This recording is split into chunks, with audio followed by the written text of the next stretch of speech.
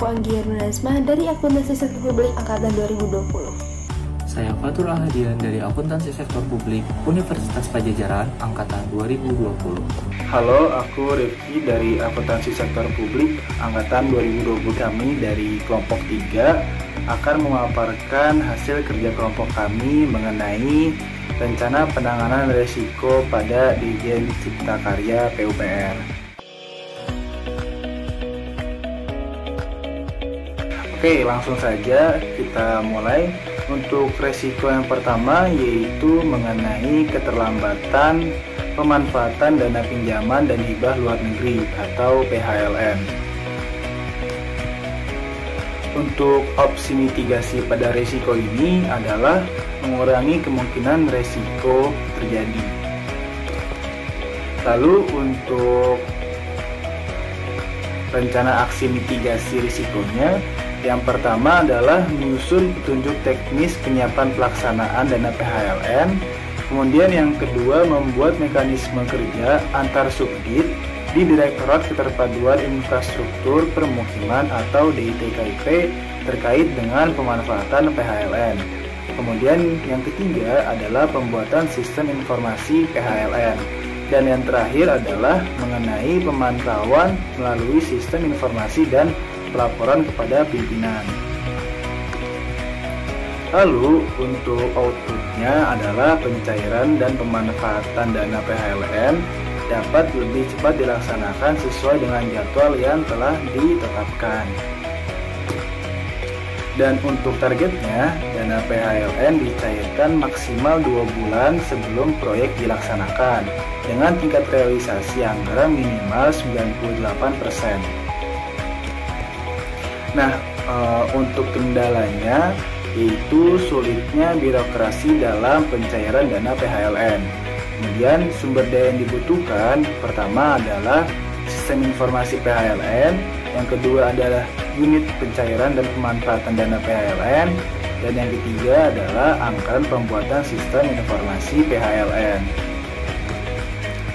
Kemudian untuk jadwal implementasi dimulai pada minggu ke-4 Oktober setiap tahun, lalu dimulai pada minggu ke-2 November setiap tahun, kemudian satu periode pelaporan dimulai pada minggu ke-2 Januari tahun pembuatan. Rencana mitigasi untuk risiko yang kedua yaitu risiko tidak semua kegiatan yang direncanakan dapat diprogramkan. Itu untuk opsi mitigasi risikonya mengurangi kemungkinan risiko terjadi.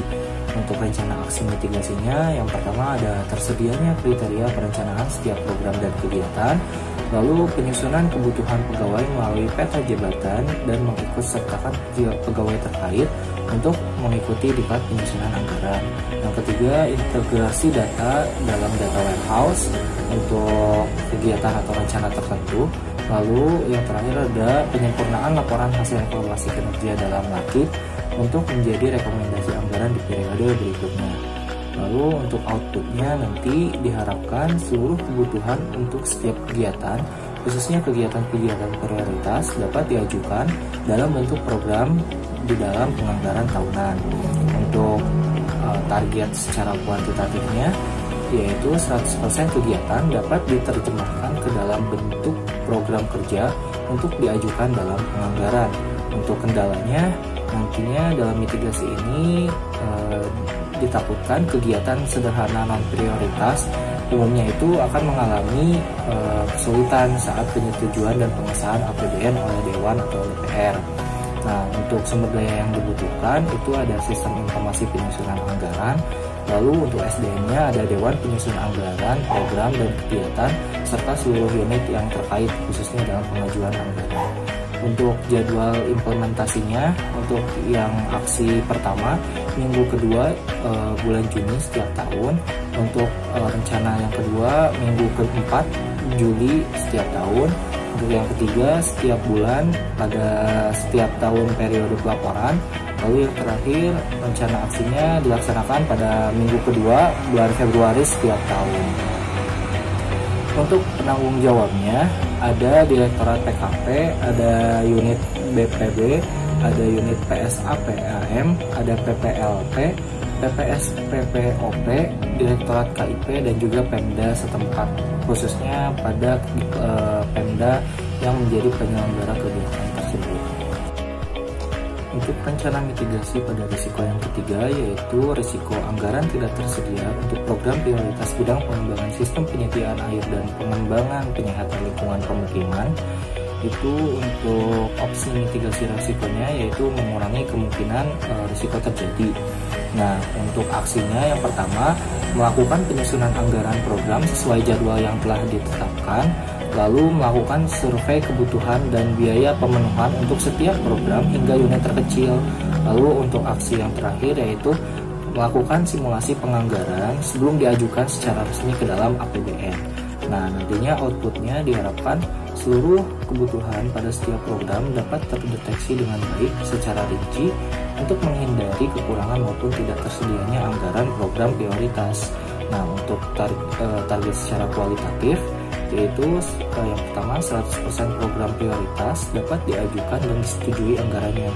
Lalu tingkat realisasi anggaran prioritas minimal dapat terserap sebanyak 96%.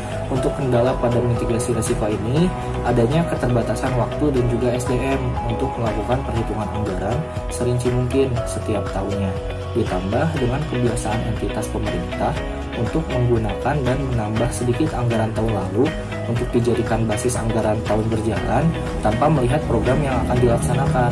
Nah, makanya untuk itu diperlukan sumber daya yang cekatan gitu, khususnya dalam SDM-nya itu pada Dewan Penyusun Anggaran Program dan Kegiatan untuk dapat lebih merincikan lagi anggaran-anggaran tertentu berdasarkan kegiatan yang akan dijalankan. Untuk jadwal implementasi dari mitigasi risikonya, pada aksi yang pertama itu dimulai pada minggu ketiga bulan Maret setiap tahun. Untuk aksi yang kedua dimulai pada minggu keempat bulan Maret setiap tahun.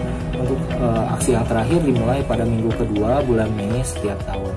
Untuk penanggung jawab dari aksi mitigasi risiko ini yaitu Balai PPW, Direktorat KIP, lalu unit-unit terkait yang berhubungan dengan penyusunan anggaran prioritas entitas Ditjen Cipta Karya. Yang keempat, ada kejadian risiko yaitu data yang tidak handal. Nah, opsi mitigasi risikonya yaitu mengurangi kemungkinan risiko yang terjadi. Lalu ada rencana aksi dari mitigasi risiko yaitu pembuatan basis pusat data Ditjen Cipta Karya yang saling terintegrasi antar sistem informasi pada setiap unit yang ada di dalamnya.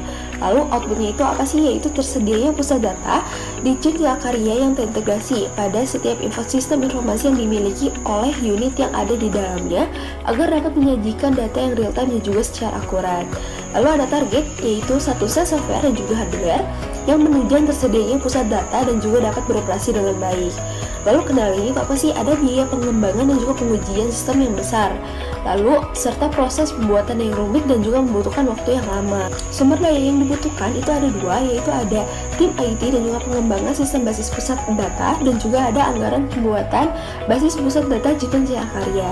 Lalu kapan sih jadwal implementasinya? Itu satu periode pelaporan dimulai pada minggu kedua Januari tahun pembuatannya. Lalu penanggung jawabnya itu ada unit kompetensi dan juga tim IT pada setiap unit yang ada di Ditjen Cipta Karya.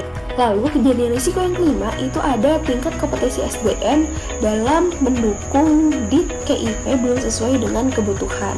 Nah, opsi dari mitigasi risikonya itu mengurangi kemungkinan risiko yang terjadi. Lalu rencana aksi dari mitigasi risikonya yaitu merumuskan dan juga menetapkan kriteria dari SDM DIT KIP serinci dan sekelas mungkin, dan melakukan proses seleksi SDM secara efektif, efisien, dan juga transparan. Dan yang terakhir, memantau setiap tahapan proses aktivitas rekrutmen dari SDM-nya. Lalu outputnya itu apa sih? Seluruh SDM di KIP itu yang direkrut sesuai dengan kriteria yang telah ditetapkan dan juga bebas dari unsur KKN. Lalu targetnya itu apa sih? Yaitu 100% SDM di KIP itu lolos seluruh tahapan seleksi dan juga bebas dari unsur KKN. Lalu kendalanya apa sih? Ada manipulasi skema seleksi SDM di KIP yang tidak terpantau di luar jam kerja operasional. Lalu sumber daya yang dibutuhkan ada bagian personalia pada setiap unit Ditjen Cipta Karya. Lalu kapan sih jadwal implementasinya? Itu setiap tahun pada Maret dan juga September, atau jadwal penerimaan karyawan baru PNS dan juga non-PNS. Nah, yang penanggung jawabnya siapa sih? Itu ada SDM bagian personalia pada setiap unit di Cipta Karya.